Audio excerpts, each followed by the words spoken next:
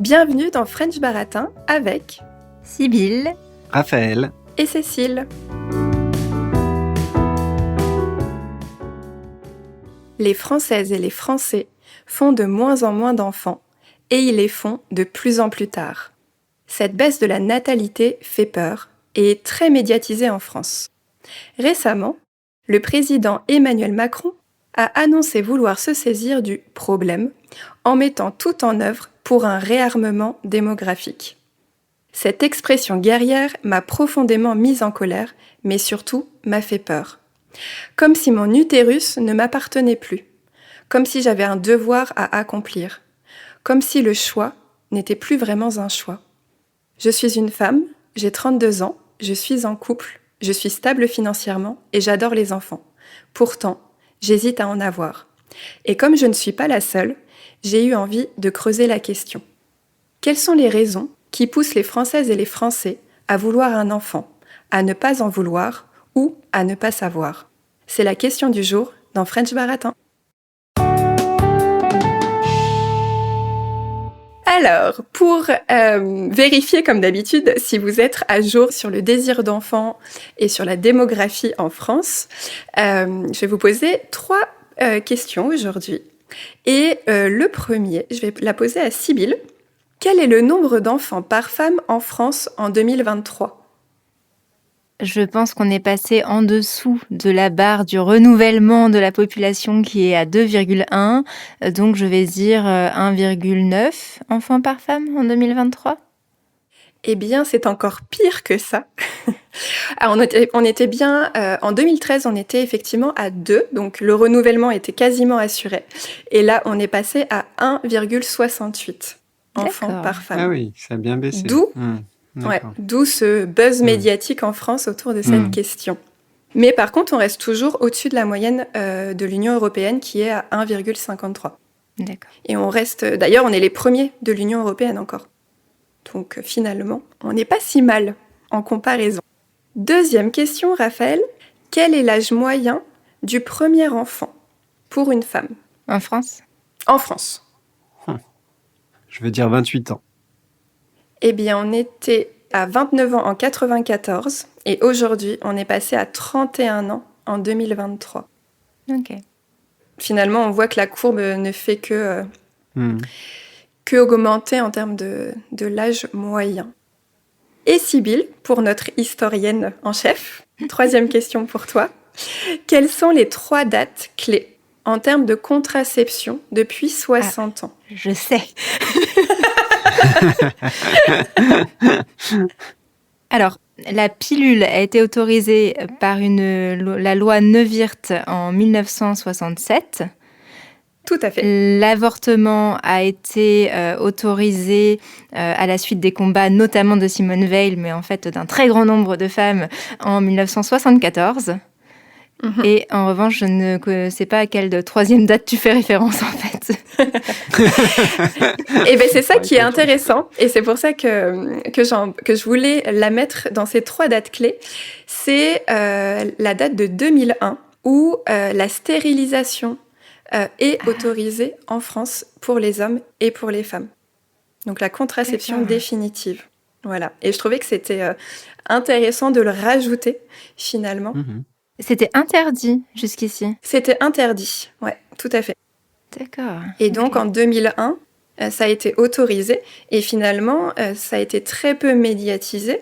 Et c'est encore très peu présenté, d'ailleurs, dans les moyens de contraception, pour que, finalement, les personnes ne soient pas si au courant de ce moyen de contraception qui en est un. Bon, bah, c'est pas mal, hein. On commence à bien connaître le sujet. Pour continuer, d'habitude, on partage nos expériences. Et aujourd'hui, on a décidé de faire un tout petit peu différemment. On s'est dit que vous aimeriez peut-être écouter d'autres Français sur le sujet. Donc, on est allé interroger des gens autour de nous pour leur demander s'ils avaient des enfants, sinon, est-ce qu'ils en voulaient, si oui ou non, pourquoi. Et ceux qui en avaient, si ils avaient rencontré des difficultés, si ça avait été facile d'en vouloir et s'ils en voulaient un deuxième. Et donc, on va commencer avec le témoignage d'une femme et je vous laisse écouter. J'ai 36 ans, je suis actuellement célibataire et sans enfant. J'ai eu quelques relations très longues dans ma vie et l'occasion d'avoir des enfants s'est présentée à ce moment-là dans ces relations. À ce moment-là, j'étais dans une vision assez égoïste. Je voulais vivre pour moi. Enfin, disons que je voyais que les mauvais côtés, pas les bons. Je me projetais pas du tout dans une vie de maman. J'avais pas envie de consacrer mon temps et mon énergie à un autre être que moi ou que les gens que j'aime qui étaient déjà là. Mais j'ai changé un peu mon regard. Je l'ai changé et aujourd'hui, je suis beaucoup plus indulgente et admirative par rapport aux mamans, certainement parce qu'il y a énormément de copines qui sont devenues mamans. J'ai vu la maternité sous un autre jour que je ne connaissais pas, à savoir que même si c'est très épuisant, c'est aussi très épanouissant. La présence d'un enfant, ça rend les parents vraiment très heureux, même si ça les vide aussi un peu de leur énergie. Et aujourd'hui, si je rencontrais la bonne personne, peut-être que je pourrais avoir envie de faire un enfant. C'est pas un besoin absolu, je serais pas malheureuse si je n'en fais pas. Mais je me dis que si la personne avec laquelle je fais ma vie en a envie et qu'on est assez solide ensemble, c'est un projet qui peut se construire. C'est dans cet état d'esprit que j'ai décidé de passer par une procédure de préservation d'ovocytes. En France, on peut le faire jusqu'à 37 ans, donc je suis à l'âge limite. Peut-être que je les utiliserai jamais, peut-être que je les utiliserai, je ne sais pas encore, mais je voulais me laisser cette option et être certaine dans 10 ans que si à ce moment-là je veux un enfant et que j'ai assez profité de ma vie seule et que je suis prête à consacrer du temps et de l'énergie pour un autre être, je pourrais encore le faire. Ok, donc voici le premier témoignage. Qu'est-ce que ça vous évoque ? Est-ce qu'il y a des choses qui vous ont marqué ?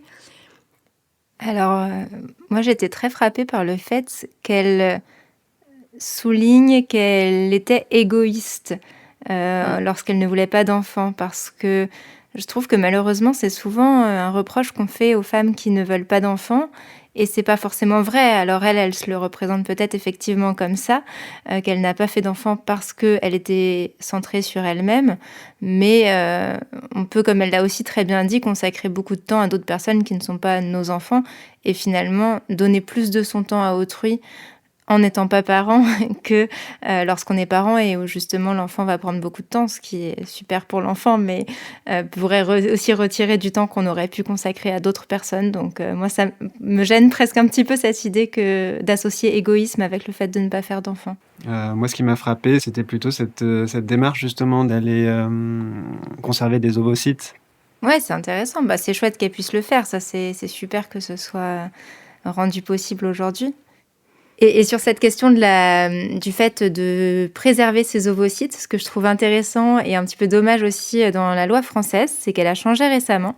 Et en fait, il y a quelques années, quand on choisissait de donner ses ovocytes pour aider les femmes qui ne pouvaient pas utiliser les leurs, eh bien, on pouvait choisir d'en conserver quelques-uns pour soi, pour plus tard. Et aujourd'hui, c'est plus possible. Si on choisit de faire le don, c'est purement un don. Parce que maintenant, on a aussi la possibilité, justement, comme l'a fait la personne qui a témoigné, de congeler ses ovocytes pour soi. Mais donc, il faut faire un choix. C'est l'un ou l'autre. Et on ne peut pas être un petit peu poussé, en quelque sorte, vers cette démarche de faire un don en se disant quelques-uns vont pouvoir être gardés pour moi. Si on donne tout. Voilà. Et ça, c'est vrai que je trouve ça un petit peu dommage. Mais à l'inverse, ce qui est très positif avec ces nouvelles lois, c'est que avant, on ne pouvait pas conserver ses ovocytes gratuitement sans faire un don d'ovocytes. Et du coup, si on voulait préserver ses ovocytes, on était obligé de faire un don d'ovocytes. Et du coup, ça voulait dire que c'était pas tout à fait, en tout cas, un vrai choix, puisqu'on nous forçait là pour le coup. C'était même plus une incitation presque. Et du coup, ça peut aussi créer un sacré frein à vouloir préserver ses ovocytes. Ah oui, c'est intéressant, effectivement, oui. Le don était obligatoire et maintenant, c'est le fait de garder pour soi quand on donne qui n'est plus possible. Tout à fait. Ouais.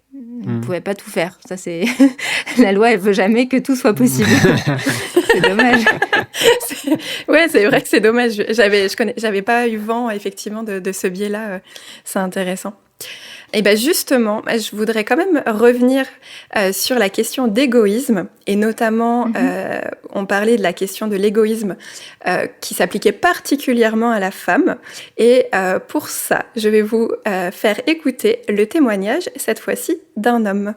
J'ai 37 ans, je suis pacsé et actuellement je n'ai pas d'enfant. Je ne compte pas en avoir pour le moment. Je ne ferme pas la porte à la possibilité d'en avoir un dans le futur, mais actuellement je n'ai pas envie de changer mon mode de vie, ma qualité de vie, le fait de pouvoir faire mes activités quand j'en ai envie, le fait d'être, on va dire, libre, pas conditionné à devoir s'occuper de son enfant. Donc c'est pour ces raisons que je n'en veux pas pour le moment, en accord avec ma compagne qui elle aussi pour les mêmes raisons n'en veut pas pour le moment. Et aussi dans le contexte actuel géopolitique, environnemental, je ne trouve que c'est pas les meilleures conditions pour se porter dans le futur avec un enfant.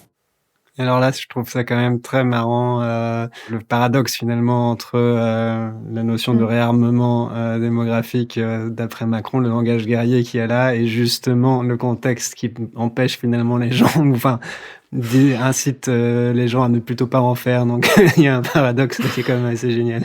Ouais, c'est vrai en plus. Ouais. C'est faites des enfants, mais on vous donne pas les bonnes conditions pour en faire. Enfin, il y a un côté...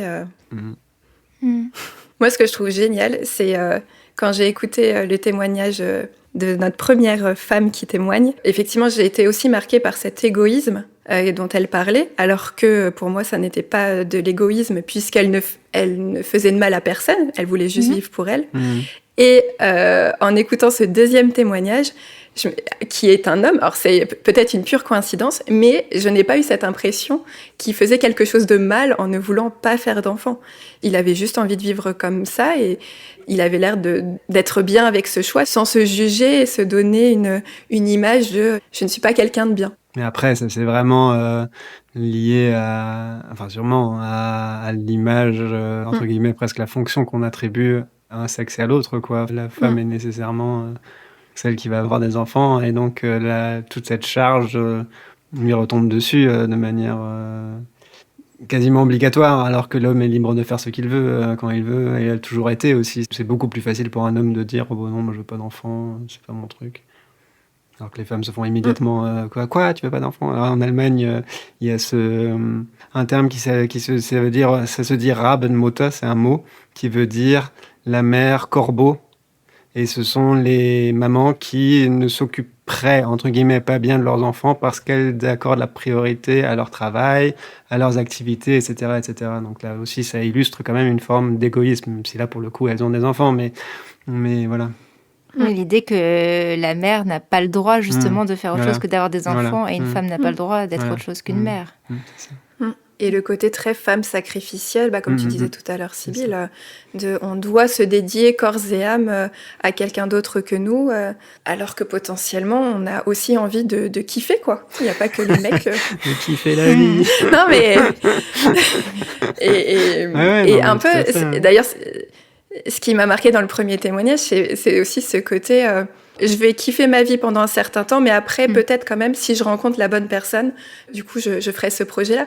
Comme si le devoir rattrapait finalement, parce qu'il y a aussi cette question d'horloge biologique potentielle. Oui, c'est ce que j'allais dire, oui, il y a quand même la ménopause, entre guillemets, qui menace un petit peu et qui met la pression. Ça, c'est encore une pression supplémentaire. Ouais. Justement, sur l'horloge biologique, ça tombe bien, puisque on va en parler dans ce troisième témoignage. Tu me demandais si je voulais des enfants. Et je te réponds que c'est une très bonne question. Il y a quelques années, même l'année dernière, même il y a quelques mois, je t'aurais dit jamais. Puis le temps passe, l'amour arrive, le bonheur s'installe et les 30 ans frappent à ta porte et les idées commencent à se bousculer. D'après moi, dans la vie, tu as un déclic qui commence à te faire changer d'opinion sur des choses sur lesquelles tu ne pensais jamais revenir. Mon conjoint est tombé malade, comme tu le sais, du jour au lendemain. Il a été hospitalisé et maintenant, il est totalement tiré d'affaire après 8 mois de mésaventure médicale. Depuis cette histoire, on prend plus de temps pour nous, on a appris à se poser et un jour, on se dit « pourquoi pas ». Mais à côté de ce « pourquoi pas », nous subissons une pression sociale quotidienne sur les enfants. Tu as les parents qui veulent devenir grands-parents, les amis qui veulent des copains pour leurs enfants et même le président s'y met. Puis tu commences à faire les comptes, mais pas qu'en argent, en temps aussi, tu comptes. Ok, on travaille entre 40 et 45 heures par semaine, qu'est-ce qu'il reste comme temps à offrir à un petit être? Après, financièrement, tu te poses des questions. Est-ce que notre train-train quotidien va être amené à changer ou pas? Tu sais pas. Puis la société, tu te poses des questions sur la scolarité, ok, mais que le privé, parce que le public, tu sais que ça craint en ce moment. Ensuite, tu donnes toute ton énergie à une belle éducation, enfin qui te paraît belle à toi, et après, ton enfant, lui, change totalement d'idée et est totalement différent. Ça fait aussi peur. Et puis t'as la petite voix de ta patronne qui résonne, comme quoi c'est bien que tu veuilles pas d'enfant parce que ça arrange l'entreprise, quoi. Donc, je ne sais pas. Parfois, je vois une mère et son enfant dans la rue et je me dis hop, pourquoi pas. Et 2 minutes après, la réalité organisationnelle me rattrape. Je me dis j'ai mes 2 petits chiens, c'est déjà bien. Et je pense à ma collègue qui hurlerait à savoir que j'ose les comparer à des enfants. Donc aujourd'hui, avec mon conjoint, j'ai envie de te dire qu'on se laisse encore 1 an pour finir la maison, peut-être préparer un magnifique terrain de jeu, une bulle sécurisée, un univers privilégié pour peut-être un jour un petit être. Pour finir, je te réponds du coup oui et non. La seule chose qui est sûre, c'est que si c'est oui, c'est 1. Alors, est-ce que l'horloge il y a plein de biologique... choses. Ouais. Il y a énormément de choses. Moi, ce qui m'a vraiment marqué dans son témoignage, c'est la pression qu'on subit de toutes parts quand on ne sait pas, quand on se pose des questions, parce qu'effectivement, à 30 ans, en plus, on nous pose souvent la question. C'est cette pression qui commence à arriver de toutes parts, et en plus, cette pression qui peut être un peu contradictoire, encore une fois. D'un côté, on a les grands-parents, les copains, et de l'autre côté, on a, par exemple, notre entreprise, qui, pour elle, ça ne l'arrange pas vraiment. Et après, en plus, comment réussir à savoir ce qu'on veut, en fait, quand tout le monde nous dit ce qu'eux veulent. Et c'est ça que je trouve très perturbant. Là, je trouve aussi qu'effectivement, il faut... Enfin, c'est vrai que c'est difficile, hein, mais se poser et réfléchir vraiment à ce qu'on veut soi, quoi, parce qu'on va être le seul, finalement, à devoir gérer l'enfant réellement pendant 25 ans, voire plus. Non, j'exagère peut-être, mais ce sera certainement pas les cousins ou les tantes, les oncles qui vont s'en occuper, ou alors de temps en temps, le temps d'un week-end, et ils auront les meilleurs moments. Donc ça, c'est vraiment un truc qui doit être réfléchi, quoi. Et pour soi, enfin faut vraiment se mettre un peu dans son coin et y réfléchir à 2 de préférence, évidemment. Et être égoïste, du coup. Et être D'abord égoïste, penser à soi. voilà, c'est ça, être égoïste, mais là encore, sans porter ce jugement de valeur qui serait que l'égoïsme serait forcément mal, parce que c'est même pas nécessairement de l'égoïsme, d'ailleurs, c'est tout simplement penser à ce qu'on veut soi. Enfin, je veux dire, c'est quand même important dans la vie de savoir ce qu'on veut et ce qu'on veut pas. Si on veut pas, on veut pas. On va pas se forcer. Oui. D'ailleurs, pardon. Oui, effectivement, quand je parlais d'égoïsme, et finalement, c'est pas le sens que je voulais lui donner. C'est encore une fois, quand on ne veut pas d'enfant, on fait mal à personne. Ça n'a pas d'impact. Après, il y a la question effectivement de est-ce que notre espèce va disparaître si on ne fait pas d'enfant. Mais pour le moment, on n'en est pas encore. Oui, mais là, c'est là où cette idée de réarmement démographique est quand même très problématique, parce que ça n'a absolument rien à voir avec le renouvellement de l'espèce qui est en train de très bien se renouveler toute seule, tranquille, en Inde et en Chine, et dans les pays africains. Il n'y a pas de souci à ce niveau-là. Si on regarde l'espèce dans son ensemble. Donc, alors évidemment, ça soulève ces histoires d'immigration, etc. Et c'est là où, du coup, on parle de réarmement et de je ne sais quoi, mais c'est un peu absurde, quoi.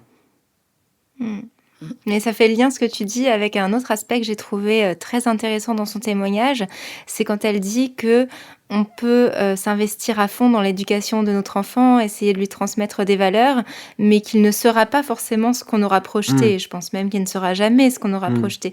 Et ça, c'est une autre composante importante de l'indécision, parce qu'on a du mal à se décider sur quelque chose qui est profondément inconnu. On ne sait pas ce que ce sera que d'avoir un enfant, et donc peut-être que si on nous racontait par avance toute la vie et le caractère de notre futur enfant, on serait sûr de le vouloir, ou à l'inverse, on se dirait peut-être pas tant que ça.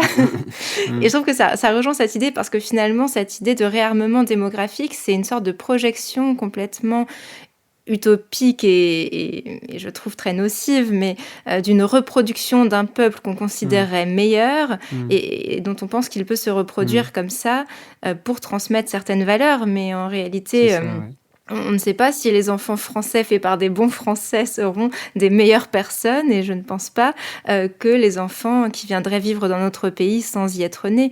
C'est hyper nationaliste comme discours. Mais effectivement, là, quand on dit que quand on fait un enfant, c'est un peu la loterie. C'est toute la beauté, d'ailleurs, finalement, certainement de cette aventure, et tout le stress, enfin, en tout cas, chez moi, personnellement, là, je parle en mon nom, tout le stress que ça peut générer. Et la parentalité de façon générale, et la maternité encore plus, puisque du coup, on est encore, nous, touchés personnellement en tant que femmes par la grossesse et l'accouchement, qui est aussi une loterie en fonction des femmes. Et après vient effectivement l'enfant qui sera peut-être un peu comme nous, peut-être beaucoup, peut-être pas du tout. Et ça peut... c'est un sacré point d'interrogation. Donc, il y aura peut-être des problèmes de santé, des malformations, des handicaps, et qui changeraient complètement la donne. Certaines personnes s'imaginent peut-être pas du tout que ça pourrait arriver, et se retrouvent avec ça sur les bras du jour au lendemain, et c'est très très difficile à gérer après. C'est clairement, on signe pour un contrat à vie sur quelque chose dont on n'a aucune conscience. On pose la signature, l'article 1er c'est vous aurez un enfant, point, et c'est tout. Signez ici s'il vous plaît. Peut-être 2, peut-être 3, parce qu'elle dit qu'elle en voulait 15, ce qui est un aspect intéressant, mais si elle tombe enceinte de triplé. Article 2, vous ne pourrez pas résilier. Article 3, ça ne peut pas être remis en cause devant un tribunal, il n'y a pas de juridiction, vraiment débrouillez-vous. Mais c'est tellement ça. Et un des points qui m'a aussi marqué, forcément, c'est sur la question de l'éducation à l'école. D'ailleurs, n'hésitez pas à aller écouter l'épisode à ce sujet. Mais c'est vrai que je trouve ça terrible de voir que finalement, on n'a pas confiance en tant que futurs potentiels parents dans l'école de notre pays. Et encore une fois, ça rejoint ce que tu disais tout à l'heure, Raphaël, sur on nous demande de faire des enfants, mais on ne donne pas les conditions pour les élever sereinement. Et l'idée d'avoir un seul enfant, c'est intéressant parce que ça aussi, c'est quelque chose qui peut faire l'objet d'une pression sociale. Donc, ils vont peut-être être mieux vus parce qu'ils auront eu des enfants que lorsqu'ils n'en avaient pas, alors qu'ils avaient l'âge et peut-être les conditions d'en avoir. Mais comme ils vont en faire un seul, on va encore leur dire, alors, tu laisses ton enfant être enfant unique, c'est pas bien. Il va s'ennuyer, il va être triste. Il va être égoïste. Et exactement. De toute façon, les injonctions, quand on rentre dans l'âge adulte, elles ne s'arrêtent plus, en fait. Elles s'arrêtent au bout du mariage avec 2 enfants, un garçon, une fille, après un achat d'une maison il faut savoir s'en détacher. Là, on a le droit de s'arrêter un petit peu. Complètement. C'est ce que tu disais tout à l'heure, mais ce qui est intéressant, alors, je ne sais pas encore une fois si c'est une coïncidence, mais du coup, tu as l'air... Toi, alors, du coup, je vais dire en tant qu'homme, tu as l'air hyper détaché par rapport à ça. Et j'en parlais à mon compagnon hier de ce sujet-là. Il avait l'air très détaché aussi par rapport à ça. Et c'est vrai que moi, en tant que femme, j'ai du mal... Alors, est-ce que c'est en tant que femme ou est-ce que c'est juste parce que c'est moi ? J'ai beaucoup de mal à me détacher de tout ce qu'on projette sur... Après, moi, j'ai la chance aussi de n'avoir jamais eu, ou quasiment pas eu, de pression sociale de la part de ma famille, par exemple. On m'a jamais dit, même ma mère, personne ne m'a jamais dit alors les enfants c'est pour quand, nanana, et pas répété 15 fois à chaque repas de famille, voilà, donc ça quand même ça joue. Mais moi en tant que femme, j'ai pas eu beaucoup de pression non plus, je pense, beaucoup moins par chance que la moyenne des femmes de mon âge, c'est-à-dire plus de 30 ans, même 35 ans depuis très peu. Qui n'ont pas d'enfants. Mais je me l'imagine, la pression, je pense, à cause des discours sociaux. C'est vrai que parfois, je me demande si des gens dans mon entourage ne s'attendraient pas à ce que je fasse un enfant. Et puis, j'ai eu quand même aussi des oncles et tantes qui m'ont dit, lorsque je parlais d'amis qui avaient des enfants, comme ça, tu apprends auprès d'eux pour quand ça t'arrivera. Et j'en ai parlé à mon papa qui m'a dit... s'ils te demandent si tu fais des enfants, tu leur diras que vous vous entraînez. Sous-entendu, on s'entraîne à comment apprendre à les faire. Enfin, vous voyez ce que je veux dire. Pour le moment, on n'a pas trouvé comment ça marche exactement, mais on essaye. Et on va essayer longtemps, parce que c'est quand même assez cool. C'est ça.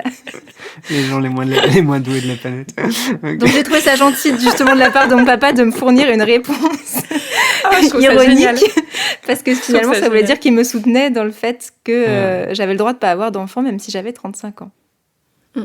Ah, c'est cool. Maintenant qu'on a écouté les gens qui hésitaient, on va passer sur les gens qui n'hésitent pas, justement. Et donc là, on va écouter un nouveau témoignage. J'ai 30 ans et je suis en couple depuis 10 ans. Personnellement, je ne veux pas d'enfant. Je n'en ai tout simplement pas envie et ça ne m'a jamais intéressée non plus. Je suis consciente de tout le travail que c'est et j'admets que j'ai ni les épaules ni la patience pour ça. Je n'ai pas peur non plus d'admettre que je pense que je serai une mauvaise mère et que je regretterai d'avoir eu des enfants. C'est pour ça que l'année dernière, j'ai décidé de me faire ligaturer les trompes. J'ai la chance d'avoir un compagnon qui ne veut pas non plus d'enfants et qui m'a soutenue dans mon choix. Et c'est un choix que je ne regrette absolument pas. Depuis l'opération, je me sens vraiment libérée et j'ai plus cette angoisse constante à l'idée de tomber enceinte par accident. Je vais terminer par cette phrase qui résume très bien ma situation. Je préfère regretter de ne jamais avoir eu d'enfant que de regretter d'en avoir eu. Ah bah, c'est clair, net, précis. Oui. Ouais. C'est ça que je trouve ça assez fabuleux dans ce témoignage. Bah, c'est vrai que je pense que y a des gens chez qui il y a un vrai désir fondamental qui peut arriver parfois très tôt. Ils veulent avoir des enfants, ils le savent dès un âge assez tôt, ouais, voilà. Et c'est un vrai projet pour eux, ils le remettent, enfin voilà, pour eux c'est évident quoi. Et d'autres, c'est tout autant évident que non. Les enfants, ça les intéresse pas. Et, ou peut-être pas, ça n'intéresse. Enfin là, ils aiment bien les enfants, mais certainement pas d'en avoir eux-mêmes parce que voilà, c'est juste pour toutes les raisons qu'elle a dites finalement là. Et sa conclusion est très belle. Ce serait tellement plus tragique de regretter d'avoir eu des enfants que d'avoir le regret de ne pas en avoir eu. Mais c'est un regret basé dans de l'abstrait complet, puisque comme on dit, on ne sait pas à quoi auraient ressemblé ces enfants. Alors que quand on les a et qu'on regrette de les avoir eus, ça doit être une douleur terrible. Et qui est encore très tabou aujourd'hui. Parce qu'on fait encore beaucoup l'amalgame entre regretter notre rôle de parent avec le fait de ne pas aimer notre enfant. Alors que c'est deux choses qui n'ont rien à voir. Et je trouve ça terrible, la diabolisation des femmes, justement, qui disent regretter le fait d'être mère, parce qu'effectivement, ça n'a rien à voir. Mais moi, ce que je trouve fou avec ces témoignages, c'est que naturellement, mais en plus parce que je connais cette personne, c'est quand on a une personne extraordinaire, on a envie de lui dire « mais non, tu seras une bonne mère ». En fait, c'est un peu le réflexe, on a envie de dire « mais pourquoi ?» Et alors que qui on est pour juger, qui on est pour dire « mais non, tu seras une bonne mère ». Comme si, du coup, comme si c'était presque un manque de confiance, alors que la personne, elle n'a pas du tout de manque de confiance, c'est juste elle sait. Et je trouve que souvent, moi, je l'ai vécu à titre personnel où les gens me disent mais non, tu vas adorer ça, mais non, tu seras très bien, mais non, machin. Et en fait, on sait pas. Encore une fois, c'est encore un grand point d'interrogation et c'est une sacrée aventure. Et est-ce que on n'est pas tous à avoir envie de la vivre ? Oui, je trouve que souvent ce que je me dis, c'est que avoir des enfants, c'est quand même une activité très particulière, en quelque sorte, et ça prend beaucoup de temps. Et je comprends pas pourquoi cette activité très particulière-là, contrairement à d'autres comme faire de l'escalade ou faire du bateau, d'autres ou faire un certain type de travail, eh bien celle-là, elle serait universelle. On aurait tous les mêmes goûts et tous les mêmes envies. Alors que dans tous les autres domaines, on a le droit d'être différent. C'est vrai. Mais là, il y a le fait que ce n'est que depuis très récemment qu'on a vraiment le choix. Avec l'arrivée de la contraception, etc. Avant, c'était une évidence que si on avait des enfants parce que c'était comme ça. Sauf qu'on n'en avait pas parce que la nature, entre guillemets, me faisait en sorte que non. Mais voilà. Oui, et donc ces questions de pression n'existaient pas. Mais du coup, c'était plus la même chose qu'avoir un grand nez ou des yeux bleus. C'est des choses qui arrivaient et là, on ne se posait pas de questions. Et c'était une activité universelle. Par contre, ce qu'on voit quand on lit les témoignages de personnes justement qui souhaitent prendre une contraception définitive, c'est que ça, en France encore aujourd'hui, même si c'est légal depuis 2001, c'est que ça peut être un véritable parcours du combattant pour justement obtenir ce droit, puisque les médecins, avec la clause de conscience qui leur permet de refuser de faire cet acte-là, peuvent, entre guillemets, mettre des bâtons dans les roues. Et il y a des femmes qui, du coup, ça va leur... elles vont mettre plusieurs années à réussir à trouver un médecin qui accepte et qui va leur demander, alors que c'est pas du tout légal, leur demander un bilan psychiatrique ou psychologique pour montrer que ce n'est pas une déviance, que ce n'est pas un trouble. On associe aussi beaucoup le fait parfois de ne pas vouloir d'enfants parce que on a eu des problèmes dans notre enfance. Or, c'est pas toujours le cas. Et du coup, c'est quelque chose qui est encore très diabolisé. Et je trouve ça assez terrible, finalement. Il faut savoir d'ailleurs que il est aussi possible pour les hommes de se faire, d'avoir droit à une... J'allais venir justement, je me dis voilà, une stérilisation. Et ça doit être. Je sais pas pourquoi. Je serais prêt à parier que c'est beaucoup plus simple pour les hommes. Et que c'est beaucoup plus simple. Non, mais même justement en termes de parcours du combattant, que les hommes rencontreraient beaucoup moins d'obstacles parce que justement il n'y a pas tout le truc de comment ça, t'es une femme, tu fais pas d'enfant. Ouais, c'est ce que les témoignages disent, effectivement. Que on demande à un homme s'il veut des enfants, on lui demande s'il est sûr, et puis on lui dit « Ok, vous avez 4 mois », puisqu'il y a un délai légal de 4 mois en France de réflexion. Alors que les femmes, ça peut être beaucoup plus long, effectivement. Ce besoin toujours de se justifier, comme si on n'était pas capable de prendre une décision. Et pour autant, c'est une décision qui, à mon avis, ne se prend pas à la légère. Et ça, c'est intéressant aussi de préciser quand même qu'en France, on a particulièrement peu de personnes qui se font stériliser. J'avais lu que dans d'autres pays, en Asie, mais aussi les États-Unis, le recours à la stérilisation est plus fréquent quand même, que ce soit homme ou femme. Oui. Et on a particulièrement un tabou autour de ça en France, peut-être parce qu'on a vraiment ce discours autour de notre fécondité qui était si belle et si dynamique qu'il ne faudrait pas aller contre ça. Tout à fait. Complètement. Et maintenant, je vous propose d'aller écouter quelqu'un qui sait aussi ce qu'elle veut, mais plutôt dans l'autre sens. Je n'ai pas d'enfants, mais j'aimerais en avoir. J'ai toujours su que je voulais avoir des enfants. Pour moi, c'était un peu une évidence depuis que j'ai l'âge de me poser la question, on va dire vers 12-13 ans, même si j'en voulais pas tout de suite. Et à l'époque, j'en voulais même une douzaine. Alors aujourd'hui, j'en veux beaucoup moins. Je pense que 2, ce sera déjà pas mal de travail. Donc j'ai toujours su que je voulais avoir des enfants.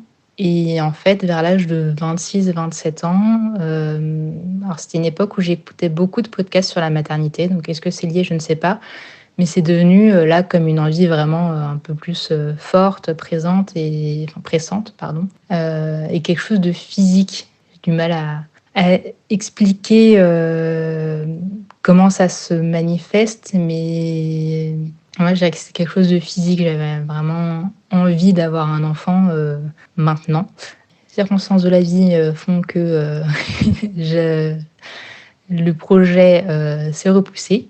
Et j'ai dans un coin de ma tête le fait qu'on détruit la planète. Mais l'envie est plus forte. Donc je sais que ce n'est pas raisonnable d'avoir des enfants. Enfin, je me dis que ce n'est pas raisonnable d'avoir des enfants dans ce monde, mais l'envie est plus forte. Juste avant, on avait le témoignage de quelqu'un qui savait qu'elle n'en voulait pas, presque c'était physique finalement. Et là, on a le témoignage inverse. Et c'est ça que je trouve ça assez passionnant et fascinant, c'est de se dire, on est vraiment tous différents. Et ça pose la question de l'instinct maternel aussi, du coup. Est-ce qu'il est universel comme on aime nous le dire? Et ça montre bien que la marge de manœuvre des politiques, si on veut absolument nous pousser à en avoir ou à ne pas en avoir, elle est très faible parce que c'est pas quelque chose qui va pouvoir être rationalisé. On en veut profondément pas ou on en veut profondément oui, même lorsqu'on pense que ce serait pas une bonne idée. Et c'est super intéressant son témoignage parce que pour elle, ce qui est égoïste, c'est d'en faire, mais elle veut le faire quand même. Ouais. C'est ça que je trouve génial. Ouais. Qui fait écho au premier témoignage de tout à l'heure. Ouais. Oui, je pense que la seule vraie marge de manœuvre qu'ont les politiques là-dessus, c'est justement, au final, ça reste surtout au niveau du discours, quoi. D'où des mots aussi guerriers. Ils essayent de mobiliser les gens par l'idéologie, finalement. Mais c'est pas... La France a déjà une politique assez nataliste qui favorise plutôt le fait d'avoir des enfants. Alors peut-être qu'il y a des mesures qu'on pourrait prendre pour les favoriser encore plus, mais c'est pas parce que c'est plus possible que les gens vont forcément le faire plus. Et du coup, effectivement, la marge de manœuvre, alors on sort des discours comme ça, mais c'est pas ça qui va non plus pousser les gens forcément à faire un effort, entre guillemets. Oui, il y a peut-être plus un levier sur le nombre d'enfants éventuellement, parce qu'elle dit qu'elle est passée d'en vouloir 12 lorsqu'elle était toute jeune à en vouloir 2 maintenant. Donc peut-être qu'effectivement, les circonstances dans lesquelles on fait des enfants peuvent jouer sur le nombre, mais par contre sur l'envie d'en avoir ou pas, alors là, ça paraît difficile de faire changer d'avis une personne par des mesures. En tout cas, une personne qui sait... Je pense qu'il y a vraiment... Qui sait, bien sûr. Ouais. C'est vrai. Parce qu'il y a les personnes qui savent qu'ils n'en veulent pas, les personnes qui savent qu'elles en veulent, et il y a les personnes au milieu. Les personnes au milieu, je pense que c'est là où l'État peut avoir une marge de manœuvre. Mais pour ça, il faut être cohérent. C'est que, ok, on peut, comme tu dis, Raph, proposer des mesures qui sont effectivement pronatalistes, mais à côté, il faut offrir, comme on le disait tout à l'heure, un système d'éducation qui soit satisfaisant. Il faut que les gens n'aient pas peur on va tous mourir parce que on va avoir des guerres liées à l'eau. Et puis il y a aussi le fait que les gens aujourd'hui, dans nos entourages proches, des personnes qui galèrent à trouver une solution de garde. Je comprends pas comment on peut demander aux gens de retourner au travail après un congé maternité-paternité, s'il n'y a pas de solution de garde derrière. Là, on n'en a pas du tout encore parlé, ça n'a pas été dit dans les témoignages, mais cette question du congé, justement, paternité-maternité qui n'est pas équivalent, comment on peut dire à une femme aujourd'hui, on te donne pas les mêmes chances qu'un homme dans ta vie professionnelle par rapport au fait d'avoir un enfant. Et comment on peut lui dire, en fait, ça sera toi qui géreras tout, quasiment, parce que ton conjoint sera rentré au travail. Et d'ailleurs, à ce sujet, une amie qui est devenue maman récemment me partageait justement dans cette répartition du temps entre le jeune père et la jeune mère. Elle me disait, en fait, ce dont je rêve, c'est d'être le père de mon enfant. Je la comprends. Nous vous avons présenté 5 témoignages de personnes qui n'avaient pas encore d'enfants. Certains en voulaient, certains n'en voulaient pas et certains ne savaient pas. Et maintenant, nous allons vous présenter des personnes qui ont sauté le pas. Alors, nous allons commencer par une première personne. Je suis l'heureuse maman d'une fille de 5 ans et j'ai 40 ans. Plus jeune, avoir un enfant n'était pas ma priorité et ni mon envie. Très inquiète de l'avenir que mon enfant aurait dans ce monde qui me semblait dur, je ne pouvais pas imaginer faire un enfant et j'avais du mal à me projeter dans le rôle de maman. Puis je suis devenue maman et c'est une des plus belles choses qui m'est arrivée dans ma vie.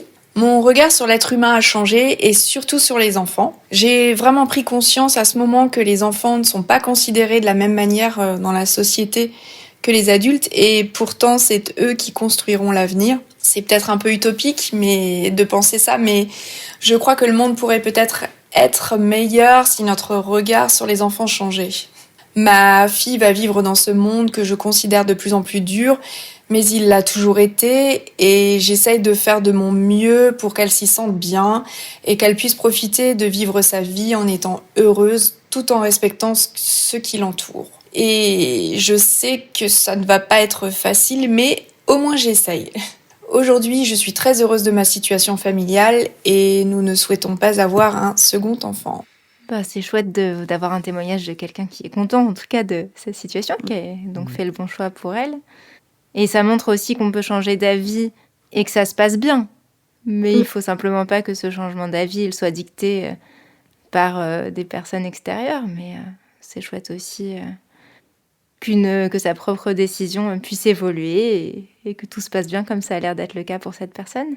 Et puis on voit chez elle aussi une certaine humilité par rapport à l'éducation de son enfant, j'ai l'impression. Enfin, elle dit qu'elle va faire ce qu'elle peut pour que sa fille réussisse à avoir une bonne vie dans ce monde, voilà. mais on a l'impression en tout cas qu'elle n'a pas d'attente particulière ou d'injonction, enfin de choses comme ça, ou de projection sur l'enfant qui serait irréaliste. Enfin, après, évidemment, je la connais pas, mais en tout cas, c'est l'impression que ça donne. Ouais, ce que je trouvais intéressant, effectivement, c'est il y a énormément de personnes là dans les témoignages qui ont parlé de la situation du monde dans lequel on vit et qui fait peur. Et effectivement, je trouve ça, c'est comme un message presque d'espoir de dire aux personnes qui hésitent à avoir des enfants, de dire on fera de notre mieux. Et de toute façon, on ne sait pas de quoi l'avenir sera fait. C'est vrai. Il y a quelques dizaines d'années en France, on vivait des guerres en France et pour autant, heureusement, effectivement, qu'on ne s'est pas arrêté de faire des enfants. Et la situation s'est améliorée après les guerres et là, maintenant, de nouveau, on est dans une situation, on va dire, compliquée. Mais je trouve ça beau de se dire, c'est encore la question du point d'interrogation de la parentalité, c'est on ne sait pas ce que l'avenir va être, on ne sait pas ce que sera notre enfant, et on y va quand même, et on verra, et on fera au mieux, et on s'adaptera, parce que je pense que c'est là, pour le coup, c'est vraiment une de nos grandes qualités en tant qu'être humain, c'est notre capacité d'adaptation, et je pense que s'il n'y a pas d'espoir, on serait plus là. Donc, je pense que naturellement, on espère. C'est ça, mais je pense qu'on est naturellement, on espère, oui, c'est ça. Alors, maintenant, nous allons nous intéresser à une personne qui nous raconte les difficultés liées à la maternité. À la question de quelles sont les difficultés rencontrées depuis que j'ai eu un enfant, moi je dirais qu'il y en a plusieurs forcément. D'une part, le changement de gestion de son temps personnel. On a moins de temps pour soi. Et on a surtout besoin de constamment organiser son temps pour faire des choses parce que on doit garder l'enfant ou s'organiser pour faire garder l'enfant. Donc ça, c'est une difficulté dont j'avais conscience et que j'ai préparé aussi. Et je pense que c'est pas finalement ce qui est le plus dur puisque je m'y étais préparée. Une autre difficulté, je dirais, c'est peut-être pour le couple où on se prépare évidemment en se disant qu'il faut maintenir ensuite une vie de couple, une intimité, des sorties, etc. Mais dans les faits, ce qui est assez difficile, c'est que ces relations de couple se redéfinissent en fait parce que tu deviens parent et le manque de sommeil, le fait de devenir gestionnaire en fait d'une vie, de devoir réorganiser toute ta vie, tout ton temps, fait que très vite tu peux te laisser embarquer dans un rapport très comptable au temps et à la vie de famille. Et ne plus avoir de temps à deux, ne plus faire l'effort, parce que ça demande en fait un effort d'organisation, de sortir à deux et donc peut-être se perdre un peu en tant que couple. Voilà pour peut-être les deux principales difficultés. Bon, la troisième évidemment c'est le sommeil, mais le sommeil, on a beau s'y préparer, on ne se rend pas forcément compte de ce que ça peut être l'impact du manque de sommeil sur la vie personnelle, intime, tout en fait, et à quel point le manque de sommeil nous rend de mauvaise humeur, fragiles, sensibles. Donc c'est sans doute celle-là d'ailleurs, la plus grosse difficulté, c'est le manque de sommeil. Sur la question de savoir si je veux d'autres enfants, c'est une bonne question et c'est une question à laquelle on est en train de réfléchir actuellement. En fait, je pense qu'on s'est toujours projeté sur une vie de famille avec 2 enfants. Et c'est pas forcément quelque chose de réfléchi, c'est plus un modèle qu'on a en tête. Mais depuis qu'on a eu un enfant, on s'est dit, mais en fait, quelles sont les raisons qui poussent les gens à en faire un deuxième? Pourquoi on en veut plusieurs? Est-ce que tu veux un autre enfant pour que ton enfant ne soit pas seul? Est-ce que tu veux un autre enfant parce que tu veux, toi, voir des enfants s'épanouir ensemble, avoir plusieurs types d'individus se développer? Donc c'est une grande question. Et nous, je pense qu'on en veut un deuxième, un peu comme on en a voulu un premier, c'est-à-dire de manière pas tellement pensée ni conceptualisée, mais qu'on s'interroge en revanche sur le timing en fait. J'aime beaucoup les catégories d'individus. Ah mais ça, je suis tout à fait d'accord. C'est vrai que c'est intéressant cette idée que, comme on disait, on ne sait pas ce que ça va être notre enfant. Bah, c'est vrai que le fait d'en faire plusieurs te donne la chance d'avoir encore plus d'expériences différentes, mais aussi multiplier les potentiels problèmes. Complètement. Mais c'était intéressant d'avoir son retour effectivement sur les difficultés d'ordre logistique, organisationnel, le sommeil, le couple. Enfin, c'est trois choses effectivement qui, depuis que la parole s'est quand même libérée en termes sur la parentalité, c'est trois choses qu'on entend beaucoup. Et du coup, souvent on entend aussi que c'est à cause de cette libération de la parole qui fait qu'aujourd'hui il y a de plus en plus de couples qui hésitent à avoir des enfants, alors qu'à l'inverse, ce qui est intéressant dans ce qu'elle dit, c'est que justement parce qu'elle était au courant de cette gestion du temps qui allait être modifiée, elle a pu l'appréhender et s'y préparer. Et du coup, faire ce choix en conscience. Et finalement, quand on parle d'avoir le choix de faire un enfant, c'est aussi on parle de choix éclairé, c'est de savoir dans quoi on s'engage et pas seulement allez, j'y vais, on verra bien. Et d'ailleurs, elle le dit, c'est j'y vais, on verra bien, mais quand même je me prépare. Et c'est là où c'est vraiment intéressant. Et en même temps, il y a des choses auxquelles on sait conceptuellement qu'il va y avoir tel problème, mais en même temps après on le vit et c'est encore autre chose, quoi, comme avec le sommeil typiquement, quoi. Et ce que j'ai trouvé intéressant, c'est cette idée aussi de rapport comptable au temps et au couple, du coup, limite, quoi. On va faire un truc entre 19h15 et 19h30 parce que c'est le seul moment où on a pour faire quelque chose. Ça enlève toute spontanéité pour le coup. Oui, je trouve ça intéressant aussi cette idée que ça redéfinit le couple parce que ça devient le père de ton enfant, la mère de ton enfant. Ouais. C'est vrai que ça, c'est, à mon avis, pour moi, certainement un gros frein parce que quand t'es heureux en couple, t'as pas envie que ce soit brisé et t'as peur de ça. Et ça sera peut-être pas brisé, mais ça sera différent. Les choses seront plus comme avant. La relation sera plus aussi exclusive qu'elle peut l'être dans un couple qui fonctionne bien. Ouais, c'est aussi un de mes freins personnels. Je rejoins ça. Eh bien, pour finir, nous allons écouter un dernier témoignage. Cette fois-ci, ce n'est pas un jeune parent, puisqu'il a des grands-enfants, mais je trouvais intéressant d'écouter son témoignage, justement pour savoir si il y a 20 ans, est-ce que le désir d'enfant était un petit peu différent de celui d'aujourd'hui ? J'ai 48 ans. J'ai 2 filles, une de 20 et une de 16 ans. Durant mon enfance, j'ai toujours rêvé d'avoir une maison, une famille, des enfants nombreux. Le jour où je suis arrivé en âge d'avoir des enfants, j'étais en couple avec une fille qui sera plus tard ma femme, pour laquelle j'ai divorcé depuis. Mais elle voulait avoir des enfants. Et moi, je me sentais pas prêt. Mais vraiment, je freinais un peu des cas de fer. Et elle avait vraiment envie d'avoir des enfants. Et puis un jour, un de ses oncles m'a dit « Mais si t'attends d'être prêt, tu le seras jamais. Donc vas-y, fonce ». Ma situation était plutôt correcte. J'avais un boulot, un toit... rien ne m'empêchait d'avoir des enfants et donc je me suis lancé dans cette aventure. C'était une belle aventure, j'ai beaucoup de bons souvenirs, très peu de mauvais. Et mes filles, elles sont tellement formidables, et j'ai peu de problèmes avec elles, qu'en fait, je regrette pas du tout. C'est une des choses les plus merveilleuses que j'ai eues. Enfin, ça amène des aventures extraordinaires.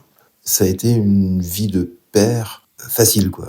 Maintenant, connaissant tous les problèmes qu'il y a, le climat en premier, les guerres en deuxième, la montée du nationalisme. Si j'étais en 2024 en jeune âge, je me poserais la question de savoir si je ferais des enfants, encore une fois. Je me poserais beaucoup de questions. Mais ça veut pas dire que je n'en ferais pas, mais je me poserais beaucoup de questions. Je trouve très intéressant que tu aies trouvé quelqu'un pour témoigner avec ce recul. Et je trouve son témoignage, encore une fois, très beau, parce que c'est quelqu'un qui est heureux du choix qu'il a même pas tant fait que ça, finalement, du choix vers lequel il a été poussé, finalement, par sa femme, qui a eu une très belle expérience. Et donc, c'est d'autant plus intéressant qu'il dise qu'aujourd'hui, il ferait peut-être pas d'enfant. Ça veut dire que pour lui, les circonstances ont changé et qu'aujourd'hui, c'est encore plus légitime, peut-être, de ne pas en faire à cause du contexte dans lequel on craint qu'ils grandissent. Mais comme tu disais, rien n'est jamais sûr, et on dit aussi le pire n'est jamais sûr. Donc on peut, si on en veut, en faire quand même avec de l'espoir. Mais c'est quand même intéressant de se dire que, en tout cas, c'est légitime de se poser la question à cause du contexte. Et je me demande justement par rapport au contexte, si le sujet du changement climatique n'est pas un peu particulier finalement comme contexte, parce que des guerres, l'humanité, on a eu toujours, quoi. Oui. Et a continué de faire des enfants. Mais là, c'est carrément l'environnement, la planète qui est menacée, avec des changements radicaux qu'on ne peut pas s'imaginer, en fait. Alors qu'une guerre, on sait à peu près ce que c'est, même si on l'a pas personnellement vécu. On sait que c'est quelque chose qui accompagne l'humanité depuis toujours. Et donc, du coup, je pense que ça impacte les gens peut-être de manière plus forte encore que les guerres. D'ailleurs, justement, il a dit le changement climatique d'abord, la guerre en deuxième, dans sa manière de le présenter. Donc, il y a peut-être un truc là. Ouais, c'est intéressant. Je n'avais pas du tout pensé à ça. Moi, ce qui m'a aussi marqué, c'est que je crois que naïvement, je me disais qu'avant, justement, le désir d'enfant était presque évident, alors qu'en fait, pas tant que ça. Et que peut-être aussi, c'était encore plus tabou avant, peut-être, peut-être moins chez les hommes, mais en tout cas, de façon générale, peut-être encore plus tabou avant de ne pas en vouloir, ou peut-être en tout cas de pas se sentir prêt comme il l'exprime. Et alors qu'aujourd'hui, quand même si ça reste tabou, il y a vraiment cette volonté de détabouiser, ce verbe que j'aime beaucoup.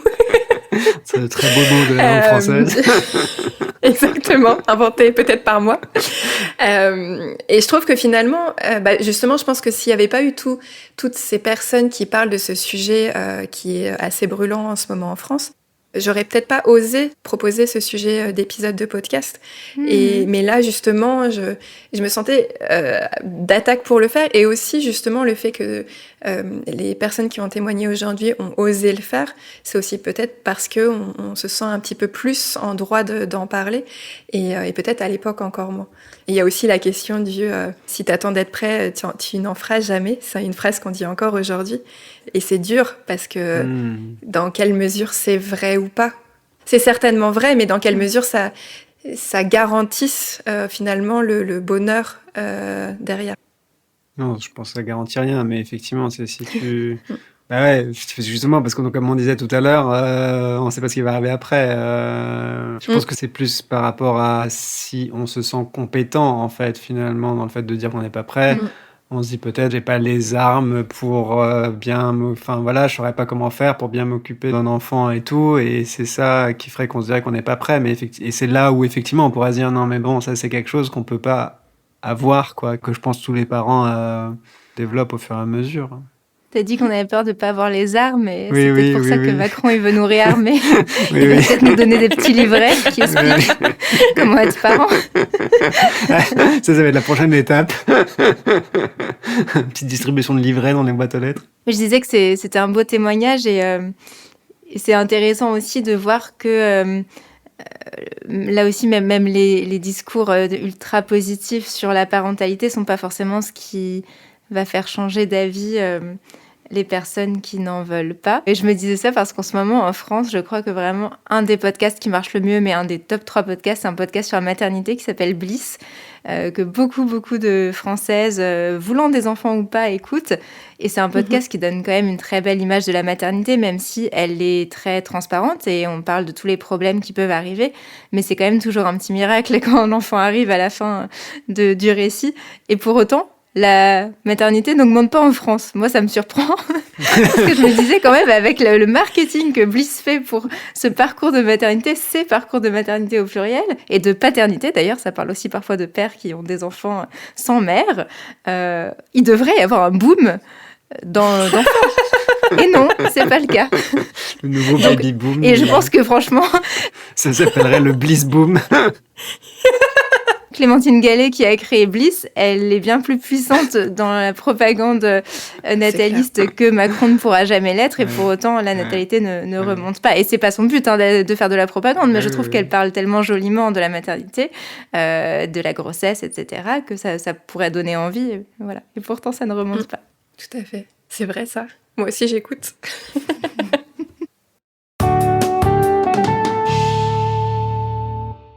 Nous vous avons donc présenté 8 témoignages, 8 Françaises et Français qui ont parlé de leur désir d'enfant et ou de leur enfant qui est né. Et nous vous proposons avec Raphaël et Sybille de nous retrouver en bonus sur Patreon pour parler de nos propres désirs, d'enfants ou pas. Et je voulais simplement faire un petit mot de conclusion avec notre traditionnel de quoi on rêve. Est-ce que Sybille, tu veux commencer ? Eh bien, je rêve tout simplement du fait que chacun puisse faire le choix qu'il souhaite par rapport à la parentalité, un choix le plus éclairé possible. Donc, c'est ce que permet justement cette libération de la parole à laquelle on assiste aujourd'hui, mais ce que ne permet pas les pressions sociales qui continuent à exister. Voilà, donc que chacun puisse choisir librement. Éventuellement, que les lois aident à devenir parents ceux qui ne le peuvent pas pour des raisons de santé, tout simplement. Voilà, parce qu'ils ont des obstacles, mais pas que le cadre politique rajoute une pression supplémentaire sur nos vies.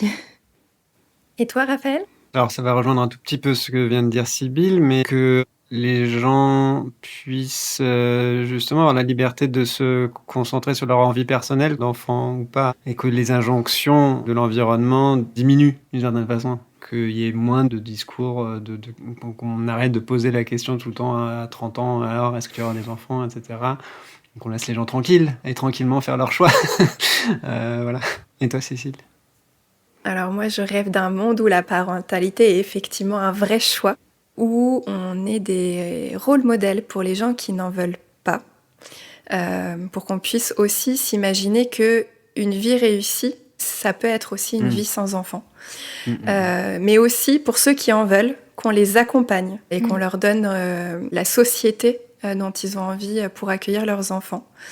Et qu'on s'occupe de ces enfants aussi. Pas juste des parents, mais aussi des enfants. Et que ça ne soit plus un tabou d'en parler, qu'on puisse en parler plus librement avec nos proches, mais pas que. Et qu'on n'ait pas peur justement d'être jugé sur ces discussions-là. Et du coup, c'est l'occasion de remercier tous ceux qui ont témoigné, parce que c'est pas un exercice facile tant dans le fait de participer à un épisode de podcast, mais aussi surtout sur le sujet. On dit souvent que l'intime est politique. Je pense que peut-être aujourd'hui, on l'a bien vu. Et j'espère que par cet épisode, justement, la parole a pu un petit peu se libérer.